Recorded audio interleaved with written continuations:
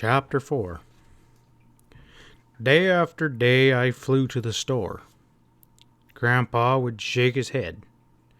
And then on Monday, as I entered the store, I sensed a change in him. He was in high spirits, talking and laughing with a half-dozen farmers. Every time I caught his eye, he would smile and wink at me. I thought the farmers would never leave, but then finally the store was empty. Grandpa told me a letter had come. The kennels were still there, and they had dogs for sale. He had said he had made the mail buggy wait while he made out the order. And another thing, the dog market had gone downhill. The price of dogs had dropped by $5, and he handed me a $10 bill. "Well, there's still one stump in the way, though," he said. "The mail buggy can't carry such things like dogs, so they'll have to come as far as the depot in Tahlequah. But you'll get the notice here because I ordered them in your name." Well, I thanked my grandfather with all my heart and asked him how long I'd have to wait for the notice.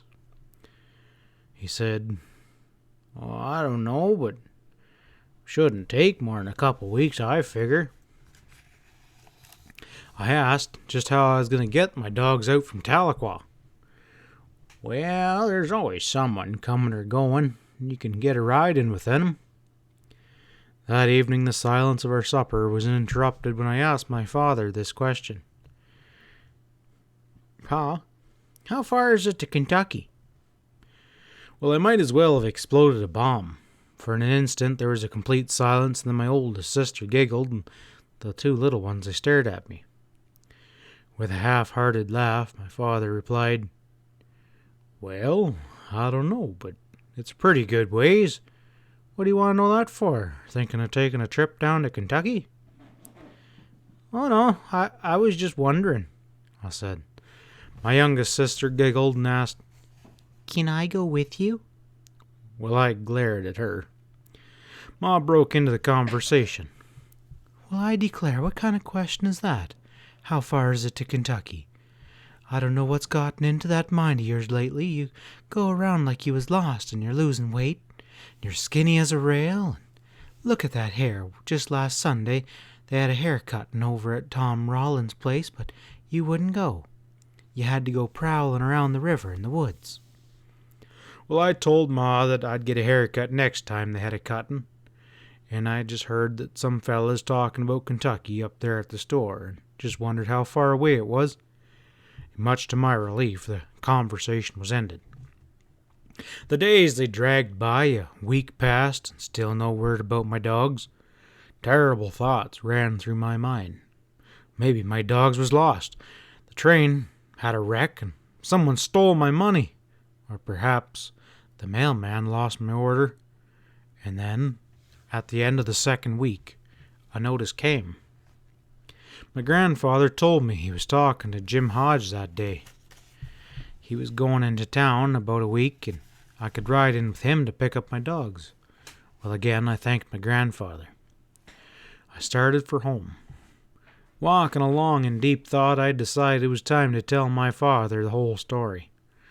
I fully intended to tell him that evening. I tried several times, but somehow I just couldn't.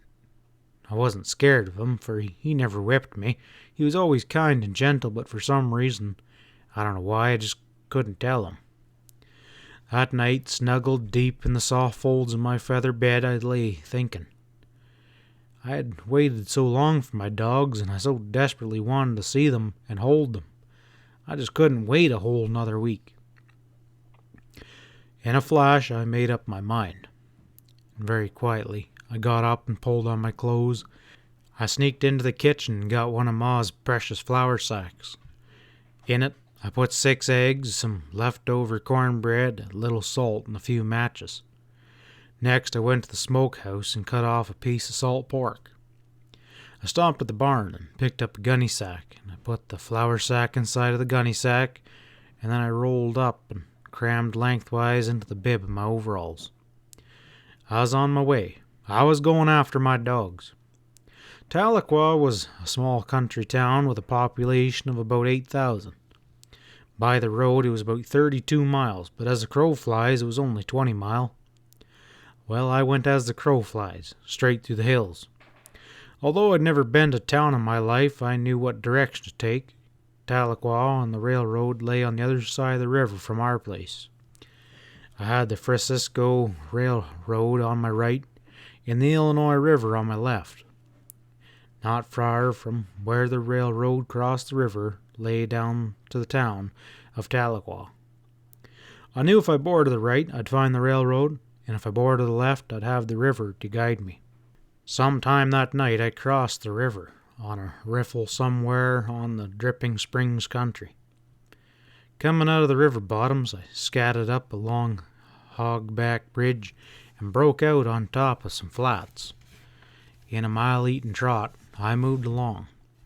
I had the wind of a deer and the muscles of a country boy and a heart full of dog love and some strong determination. I wasn't scared of darkness or of the mountains, for I was raised in those mountains. On and on, mile after mile, I moved along. I saw faint gray streaks appearing in the east, and I knew daylight was close. My bare feet were getting sore from the flint rocks and sawbriars. I stopped beside a mountain stream and soaked my feet in the cool water and rested for a spell and then started back on again. After leaving the mountain stream, my pace was much slower. The muscles of my legs were getting stiff. Feeling the pangs of hunger in my stomach, I decided I'd best stop and eat at the next stream that I come to. Then I remembered I'd forgotten to include a can in which to boil my eggs. So I stopped and built a small fire. Cutting off a nice thick slab of salt pork, I roasted it, and with a piece of cornbread made a sandwich. Putting out my fire, I was on my way again, and I ate as I trotted along. I felt much better. I came into Tahlequah from the northeast. At the outskirts of town, I hid my flour sack and provisions, and keeping the gunny sack, I walked into town. I was kind of scared at Tahlequah and the people. I'd never seen such a big town and so many people. There was a store after a store, and some of them were 2 stories high. The wagon yard had wagons on top of wagons and teams and buggies and horses. 2 young ladies about my age stopped and stared at me and then giggled. My blood boiled, but I could understand. After all, I had 3 sisters. They couldn't help it because they were women folk. I went on. I saw a big man coming up the street. The bright, shiny star on his vest looked as big as a bucket. I saw the long, black gun on his side and froze in my tracks. I had heard of sheriffs and marshals, but I'd never seen one. Stories repeated about them in the mountains told how fast they were with a gun and just how many men they'd killed. The closer he came, the more frightened I got. I knew it was the end for me. I could just see him aiming his big black gun and shoot me betwixt the eyes. It seemed like a miracle that he passed by, hardly glancing at me. Breathing a sigh, I went on, seeing the wonders of the world. Passing a large store window, I stopped and stared. There in the window was the most wonderful sight I ever did see. Everything under the sun, overalls, jackets, bolts of beautiful cloth, new harnesses, collars, bridles, and then my eyes, they popped open. There were several guns, and one of them had 2 barrels. I couldn't believe it. 2 barrels. I had seen several guns before, but never one with 2 barrels. Then I saw something else. The sun was just right, and the plate glass was a perfect mirror. I saw the full reflection of myself for the first time in my life. I could see that I did look a little odd. My straw-colored hair was long and scraggly, and it kind of brushed out like a corn tassel that had been hit by a wind. Well, I tried to smooth it down with my hands. Well, this helped some, but not too much. What it needed was a good combing, and I had no comb. My overalls were patched and faded, but they were clean. My shirt was pulled out, so I tucked it back in. I took one look at my bare feet and winced. They were as brown as a dead sycamore leaf. The spider web pattern of raw red scratches looked kind of odd on the saddle brown skin. Well, I thought, well, I won't have to pick any more blackberries, and the scratches, they'll go away soon. I pumped up one of my arms and thought surely the muscle was going to pop right through my thin blue shirt. And I stuck out my tongue, and It was as red as pokeberry juice, and anything that color was supposed to be healthy. After making a few funny faces at myself, I put my thumbs in my ears and was making some mule ears when 2 old women walked by. They stopped and stared at me. I stared back. As they turned to go on their way, I heard one of them say something to the other. The words were hard to catch, but I did hear one word. Wild. As I said before, they couldn't help it. They was women folk. As I turned to leave, my eyes again fell on the overalls and the bolts of cloth. I thought of my mother and father and sisters. Here was an opportunity to make amends for leaving home without telling anyone. I entered the store and I bought a pair of overalls for Pa, and after telling the storekeeper how big my mother and sisters were, I bought several yards of cloth, and I also bought a large sack of candy. Glancing down at my bare feet, the storekeeper said, "I have some good shoes." I told him I didn't have any need of shoes, and he asked if that'd be all, and I nodded. He added up the bill, and I handed him my $10, and he gave me my change. After wrapping up the bundles, he helped me put them into my sack, and I lifted them to my shoulder, and I turned and left the store. Out on the street, I picked out a friendly-looking old man and asked him where the depot was. He told me to go on down to the last street, turn right, and go as far as I could, and I wouldn't miss it. And I thanked him, and I started on my way. Leaving the main part of town, I started up the long street through the residential section. I'd never seen so many beautiful houses, and they were all different colors. The lawns were neat and clean and looked like green carpet. I saw a man pushing some kind of mowing machine, and I stopped to watch the whirling blades. He gawked at me, and I hurried on. I heard a lot of shouting and laughing ahead of me. Not wanting to miss anything, I walked a little faster. I saw what was making the noise.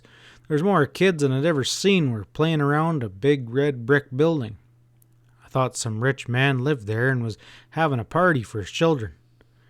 Walking up to the edge of the playground, I stopped to watch. The boys and girls were about my age, and they were as thick as flies around a sorghum mill. They were milling and running and jumping. Teeter-totters and swings were loaded down with them. Everyone was laughing and seemed to be having a big old time. Over against the building, a large blue pipe ran up on an angle from the ground. A few feet from the top, there was a bend in it, and the pipe seemed to go up into the building. Boys were crawling into its black mouth, and I counted 9 of them. One boy stood about 6 foot from the opening with a stick in his hand. Staring goggle-eyed, I tried to figure out what they were doing. Well, I got a surprise. Out of the hollow pipe spurred a boy. He sailed through the air and lit out on his feet. The boy with the stick marked the ground where he landed. All 9 of them came shooting out, one after the other. As each boy landed, a new mark was scratched on the ground. They ganged around looking at the lines. There was a lot of talking and pointing and arguing, and then all the lines were erased and a new scorekeeper was picked out, and the others, they crawled back up into the pipe.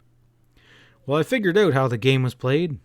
After climbing to the top of the slide, the boys took turns and sat down, and one at a time they came flying out, feet first. The one that shot out the furthest was the winner. Well, I thought how wonderful it'd be if I could give that a slide one try. One boy spied me standing at the corner and came over. Looking me up and down, he said, "Do you go to school here?" "School?" "Yeah, school. What do you think this place was?" "Oh, no, I don't go to school here." "Do you go to Jefferson?" "No, I don't go there either." "Well, don't you go to school at all?" "Sure, I go to school." "Where?" "At home." "You go to school at home?" I nodded. "What grade are you in?" I said I wasn't in any grade. Puzzled, he said, "You go to school at home and don't know what grade you're in? Who teaches you?" "My mother." "What does she teach you?" "Reading, writing, arithmetic, and I bet I'm just as good as you are." "Don't you have any shoes?" "Sure I have shoes." "Well, why aren't you wearing them?" I don't wear shoes until it gets cold." He laughed and asked where I lived. "Well, live back in the hills." "Oh, you're a hillbilly." He ran back to the mob. I saw him pointing at me and talking to several boys, and they started my way, yelling, "Hillbilly, hillbilly." Just before they reached me, a bell started ringing. Turning, they ran to the front of this building, lined up in two long lines, and marched like tiny tin soldiers. They disappeared into the school. The playground was silent. Well, I was all alone and felt lonely and sad. I heard a noise to my right. I didn't have to turn around to recognize what it was. Somebody was using a hoe. I'd heard that sound as if I'd heard it in a dark night. It was a little old white-headed woman working in a flower bed. Looking again at that long blue pipe, I thought, there's no one around. Maybe I could have a slide. I eased over and looked up into the dark hollow. It looked scary, but I thought if all the other boys could do it, I could do it too. Looking down at the last mark on the ground, I thought, well, I bet I can beat that. Laying my sack down, I started climbing up. The further I went, the darker and more scary it got. Just as I reached the top, my feet slipped, and down I sailed. All the way down, I tried to grab something, but there was nothing to grab. I'm sure some great champions had slid out of that pipe, but no doubt more than one world record had been broken. But if someone had been there when I came out, I know the record I set would stand today with all of its glory. Well, I came out just like I went in, feet first and belly down. My legs were spread out like a bean shooter stalk. Arms flailing through the air, I zoomed out and up. I seemed to hang suspended in the air at the peak of my climb. I could see the hard, packed ground far below, and as I started down, I shut my eyes tight and gritted my teeth. This didn't seem to help.